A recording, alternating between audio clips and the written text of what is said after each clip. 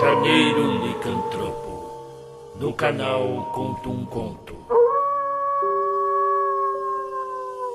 A Mão do Lobisomem. Uma história de Paul L. Jacobs. Nascido em 1806, morto em 1884. A narração é de Marcelo Fávaro. Os lobisomens vieram-nos, provavelmente dos caldeus, e dos povos pastores que se viam obrigados a defender seus gados contra os lobos. E o terror que esses animais infundiam, divagando à noite em volta dos currais, favorecia os malfeitores, que se disfarçavam em lobos furiosos para cometer roubos ou atos de vingança. Daqui provém essa superstição de todos os tempos e de todos os países, conhecida por nomes diferentes e rodeada por circunstâncias mais ou menos estranhas. Luciano, Plínio, Virgílio se ocuparam destas coisas. Finalmente, esses homens antropófagos que andam de noite solitários e furiosos, tendo sinais característicos de lobo, se perpetuam ainda em muitos pontos da França. Há anos que a aldeia de Ryans, que foi uma grande cidade, 5 léguas distante de Borges, tinha uma família de lobisomens, pobres trabalhadores, aos quais muitas vezes recusavam trabalho e pão, porquanto as pessoas acreditavam, há muitas gerações, nessa sina original, que o pai a transmitia aos filhos. Os Gordes, que deviam sem dúvida esta má reputação aos seus antepassados, não tinham um amigo nas campinas vizinhas. Atribuíam-lhes sempre as desgraças das quais o acaso era o único autor. Se o incêndio consumia uma quinta, se os gados morriam, era acusado Simon Gord e consagrado à execração pública. O cemitério e a cruz do lobo serviam de teatros noturnos à maldade dos Gods, que ali se apresentavam ao luar, segundo diziam, para roer os ossos dos mortos e chupar o sangue dos vivos. A verdade é que, no inverno, os lobos desciam um monte de Sacerre e penetravam no cemitério para desenterrar os mortos.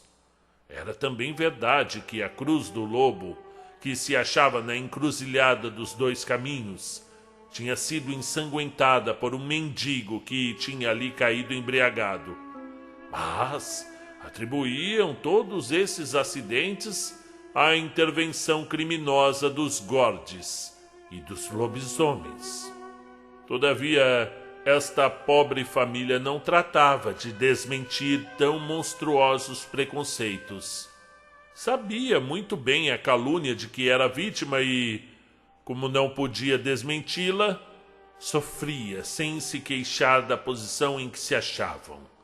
Não aparecia nunca de dia e ocupava-se dos seus trabalhos domésticos.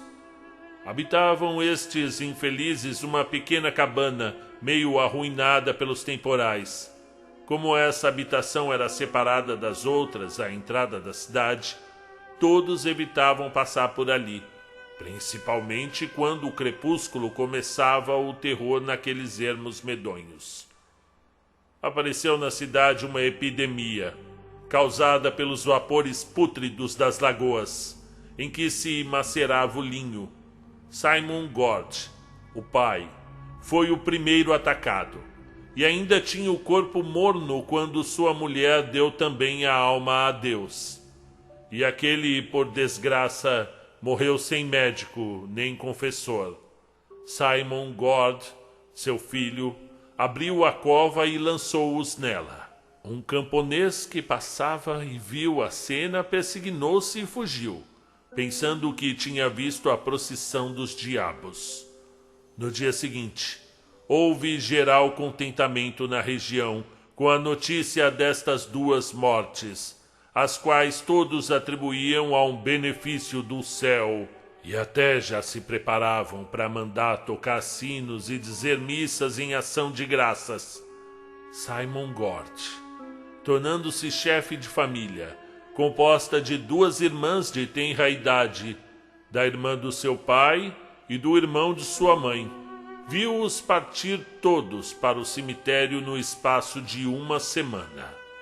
Quando enterrou o último, hesitou se devia deitar-se ao lado dele para ali dormir o sono eterno.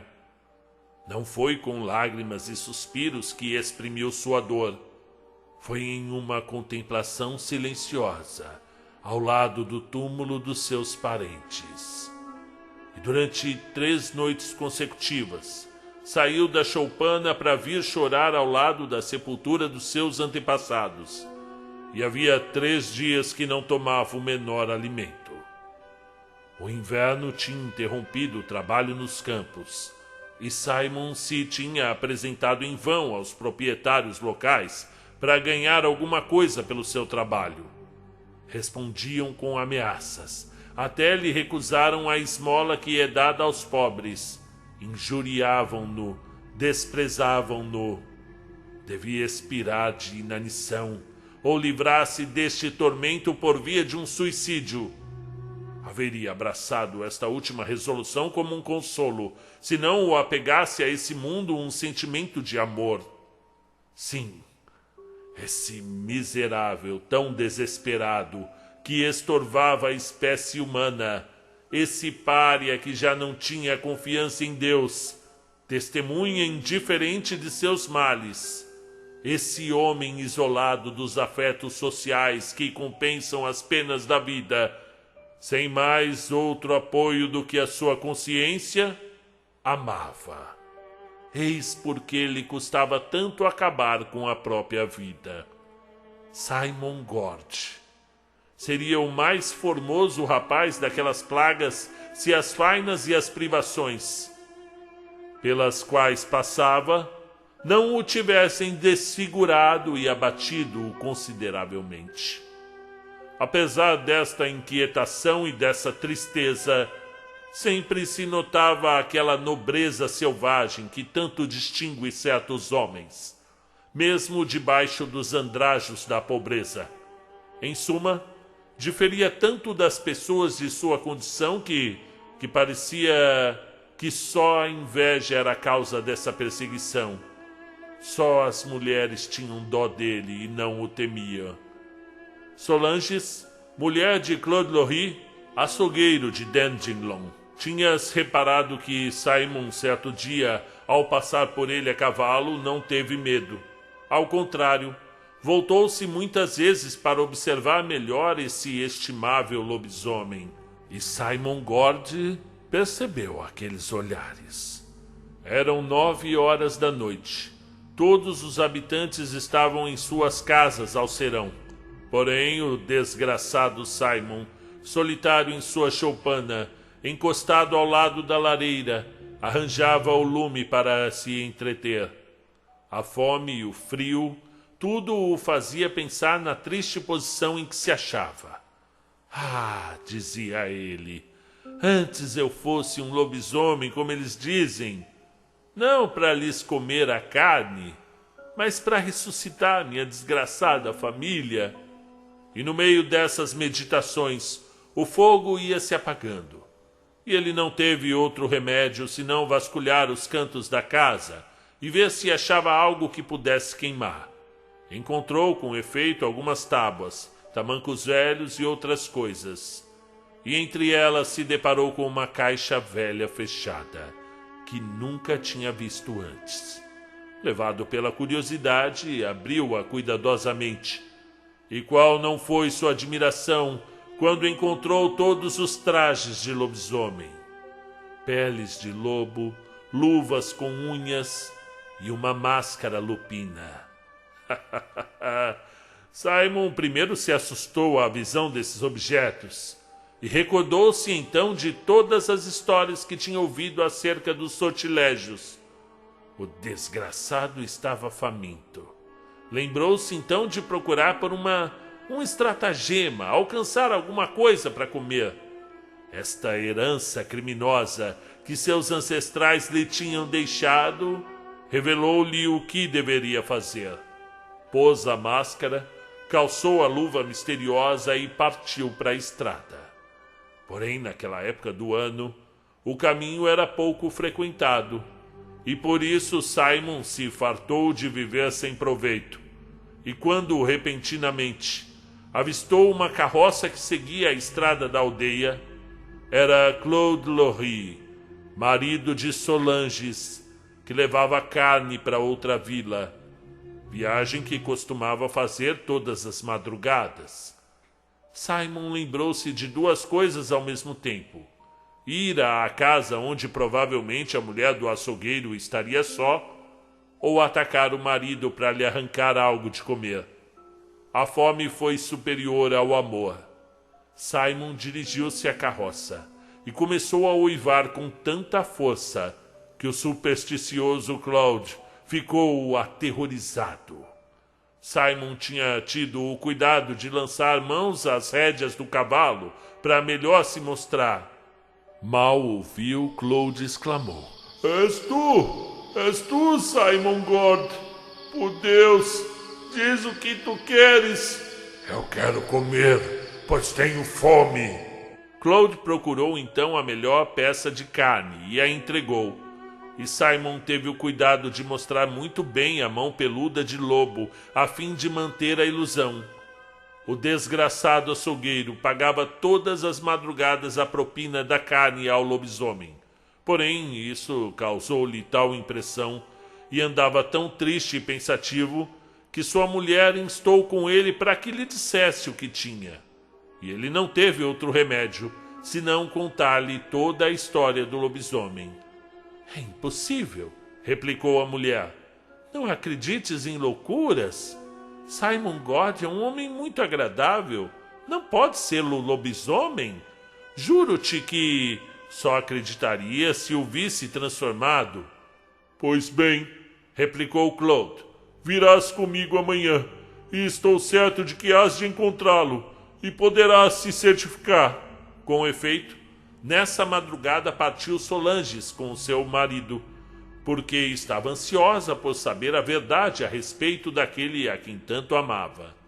Mal havia chegado a carroça ao local de costume, surgiu o lobisomem para buscar a pitança de sempre. Ao ouvir os primeiros gritos, Solanges ficou aterrorizada, e o seu espanto chegou ao auge quando viu a terrível mão peluda agarrando a carne. Soltou um grande grito, e Simon disse nesse momento: Claude, tu não vieste só. Não, eu não vim, respondeu ele. A minha mulher veio comigo, mas não me faças mal, porque eu não quero te atraiçoar. Pois bem, tua esposa que desça da carroça, e se não me entregares a mulher, esteja certo que irás morrer. Claude se viu então num grande apuro e estava refletindo no que deveria fazer, quando o lobisomem saltou à carroça, agarrou Solanges, que tinha perdido os sentidos, e fugiu com ela para o prado. Claude ficou também desmaiado. O cavalo, todavia, acostumado a fazer aquele caminho, afastou-se do lobisomem e seguiu andando. E o pobre açougueiro achou-se, sem saber como, no lugar do seu destino. Vendeu como pôde a carne e voltou para casa, persuadido de que não acharia mais sua mulher. Porém, qual foi a surpresa e admiração quando a viu deitada na cama, muito descansada, conquanto um tanto pálida. O sacristão da aldeia era conselheiro natural de todos os habitantes. Claude foi ter com ele e contou-lhe toda a história. O sacristão, que era um homem inteligente, aconselhou-o a se munir de um instrumento cortante e que com ele procurasse ferir o lobisomem, porque assim quebraria o encanto. Claude assim o fez, e no dia seguinte, quando o lobisomem veio pedir a ração, descarregou-lhe tal golpe com um cutelo que lhe cortou imediatamente a mão. Simon fugiu para o mato dando grandes urros. Claude veio para casa muito triunfante, mostrando a mão do lobo à mulher, que chorou amargamente tão logo que a viu. Por outro lado, o desgraçado do homem, deitado na cama e embrulhado em seus trapos, gemia com dores quando, no dia seguinte ao amanhecer, viu entrar na cabana uma mulher desgrenhada. Era Solange que, aproveitando-se da ausência do marido, vinha cuidar do amante. Estava ali ministrando os auxílios necessários, quando ouviu baterem à porta. Era o seu marido que, pensando ter quebrado o encantamento ao lobisomem, vinha gozar da sua vitória. Solange, não tendo outro meio de escapar, escondeu-se dentro dos farrapos que serviam de cama a Simon. Bom dia, amigo, disse Claude ao entrar. Estás doente?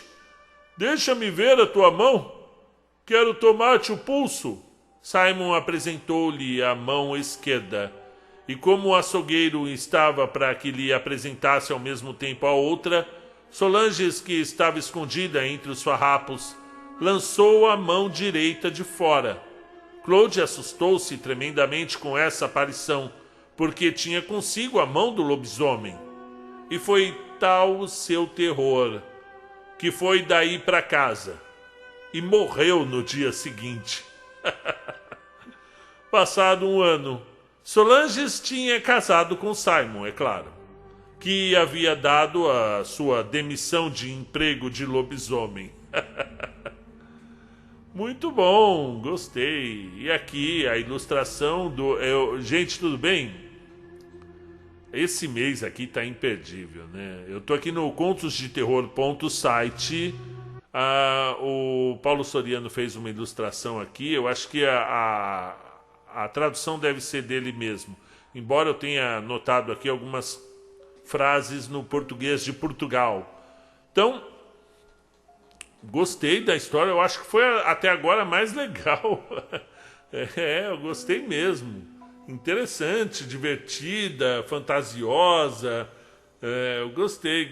Muito bom. E vocês, o que vocês estão achando do Janeiro Licantropo?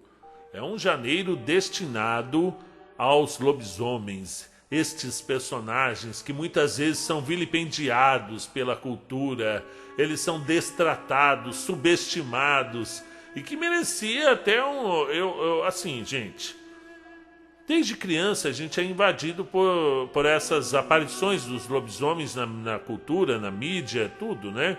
Eu lembro que tinha um personagem do desenho infantil dos anos 80 que era o Bicudinho, né? Bicudão.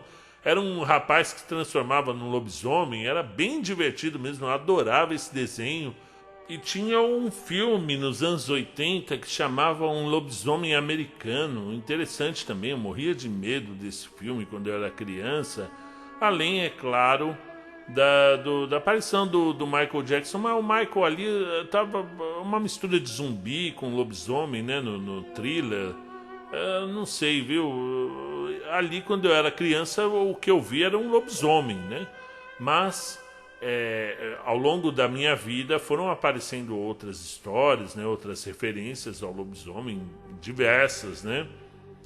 E sempre de uma forma muito interessante. E por isso que eu resolvi destinar, esse é o 1º agosto dos lobisomens. Se for legal, se tiver uma boa aceitação no canal, todos os todos os janeiros serão destinados aos bichinhos peludinhos, os nossos petmans, metade pet, metade homem. E você que é pai de pet aí, não fique triste por o seu petzinho não ser um lobisomem. Ele é um mini lobisomem. Então, um abraço a todos que adoram os lobisomens e deixe seu oi aqui para a gente conversar sobre o assunto. Um abraço, até mais.